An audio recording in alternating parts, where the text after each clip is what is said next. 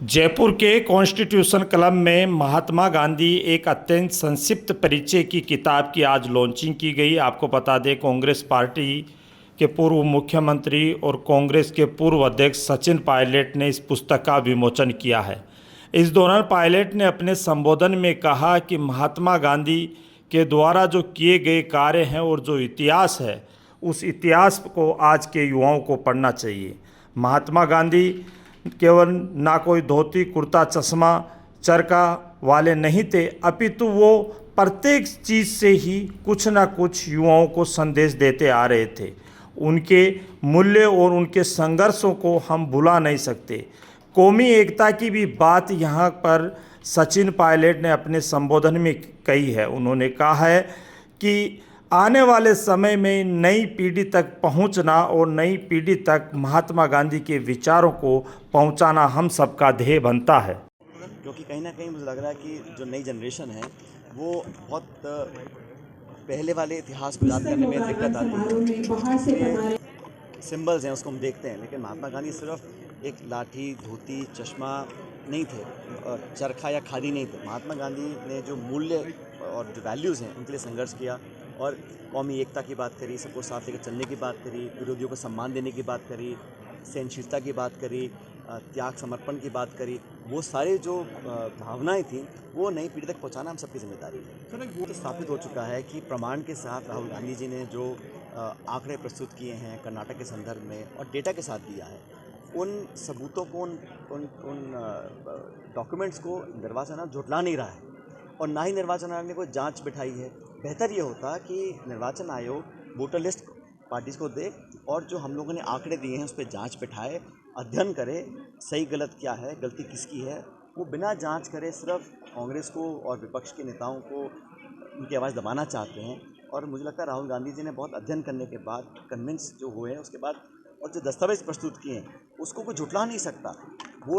Voters list से नाम जोड़े जा रहे हैं, काटे जा रहे हैं एक सिस्टमेटिक तरीके से, और वोटों की चोरी हो रही है। उसको रोकने में अगर इलेक्शन कमीशन नाकाम है तो उनकी जो पारदर्शिता है, उनकी जो काम करने का तरीका है, जो निष्पक्षता होनी चाहिए, वो शायद नहीं है। और इसकी ये मतलब है कि संवैधानिक संस्था जिसकी जिम्मेदारी है देश में निष्पक्ष चुनाव कराने की, अगर उसमें लोगों का विश्वास कम हो जाएगा तो बहुत बड़ा संकट पैदा होगा। तो बेहतर तो ये होगा कि ये दबाव में काम ना करें। और मुझे बड़ा आश्चर्यजनक बात लगती है जब हम सवाल पूछते हैं निर्वाचन आयोग से और जवाब देते हैं भाजपा के प्रवक्ता। ये सरकार और दल के संदर्भ में काम नहीं होना चाहिए। निर्वाचन आयोग एक ऐसी संस्था है जिसकी एक बहुत नैतिक और संवैधानिक रिस्पॉन्सिबिलिटी है कि एक एक वोट की गिनती हो, कोई वोट वंचित ना रह जाए। अब लाखों लोगों के वोट से आप नाम काट दें, मनमानी तरीके से आप जोड़ दें, एक मकान में 200-200 लोग, 250 लोग रह रहे हैं, तो जिंदा है उनको मरा दिखा दें और जो लोग नहीं हैं उनके नाम ऐड करें। तो इस प्रकार के जो वोट चोरी है इसको जनता बर्दाश्त नहीं करेगी। कांग्रेस पार्टी ने पूरे देश में अभियान चलाया हुआ है। मैं प्रभारी हूँ छत्तीसगढ़ का, वहाँ पे हमने 3-4-5 दिन घूमकर बहुत लोगों में एक दुर्भावना पैदा हो रही है कि हमारी वोट चोरी नहीं होगी और वोट चोरी हम नहीं होने देंगे, ऐसा संकल्प कांग्रेस पार्टी ने लिया। समाप्ति हो जाएगा इस प्रकार चलता रहा तो। और सऊदी अरबिया और पाकिस्तान समझौता कर रहे हैं तो कूटनीति में हमारी जो प्रखरता होनी चाहिए उसमें शायद हम कमज़ोर पड़ रहे हैं, और जो हमारे आसपास के मुल्क हैं वहाँ से समर्थन कम मिल रहा है। तो भारत को बहुत देर हो गई है। जब टैरिफ का घोषणा की थी उस समय एक ऐसा राहत पैकेज जो medium and small scale industries को देना चाहिए था। करोड़ों ऐसे लोग हैं जो हैंडीक्राफ्ट और छोटे मोटे उद्योग में काम करते हैं, अब वो एक्सपोर्ट नहीं कर पाएंगे, तो हम लोगों को वैकल्पिक व्यवस्थाएं करनी पड़ेंगी कि अमेरिका के अलावा हम कहाँ एक्सपोर्ट कर सकते हैं। लेकिन जो रोज़गार का संकट पड़ेगा, महंगाई के साथ साथ पहले ही रिकॉर्ड तोड़ बेरोज़गारी है, और जो लोग रोज़गार में आज शामिल हैं वो भी अगर बिना काम के रह जाएंगे तो बहुत बड़ा संकट होगा। उसमें बहुत को सरकार कर पा रही है मुझे ऐसा लग नहीं रहा है। और सरकार की आर्थिक और विदेश नीति दोनों ही मैं समझता हूँ बहुत लचर और कमज़ोर हो गई हैं। होती है जो हमारा इतना बड़ा मुल्क है और सबसे बड़ा लोकतंत्र है, इतना तो हम कर ही सकते हैं कि इस प्रकार की जो नकारात्मक घटनाक्रम चलते हैं हमारे कूटनीति को देखते हुए, उसको रोकने का काम सरकार को बहुत पहले करना चाहिए था। और ऐसा ना हो कि हम लोग धीरे धीरे आइसोलेट हो जाएं। ये मुझे लग रहा है कि फॉरेन पॉलिसी में हम लोगों को बहुत सोचना करना पड़ेगा। अभी तक जो हमने किया वो नाकाफ़ी है। मोदी जी बांसवाड़ा आ रहे हैं और दौरे में किस तरह से देखते हैं? तो बहुत बार आ गए हैं, पहली बार आते हैं तो करेंगे। अब कोई रेल परियोजना है, पानी का है, स्पेशल स्टेटस का है, कोई भी ऐसा राष्ट्रीय कार्यक्रम या योजना प्रदेश को वो घोषित अब तक तो की नहीं है। और जब अजमेर खुद भी आए थे तब उन्होंने ARCP के बारे में बहुत बड़ी बात बोली थी। वो भी अब कच्ची रह गई है।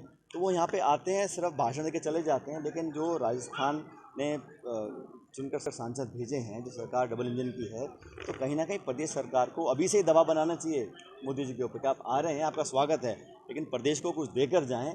अभी 4 साल हैं लोकसभा चुनाव में, तो राजस्थान का जो हिस्सा है ना तो बजट में हमको मिलता, ना वित्त मंत्री के भाषण में जब बजट स्पीच होती है तो राजस्थान का नाम कहीं आता है।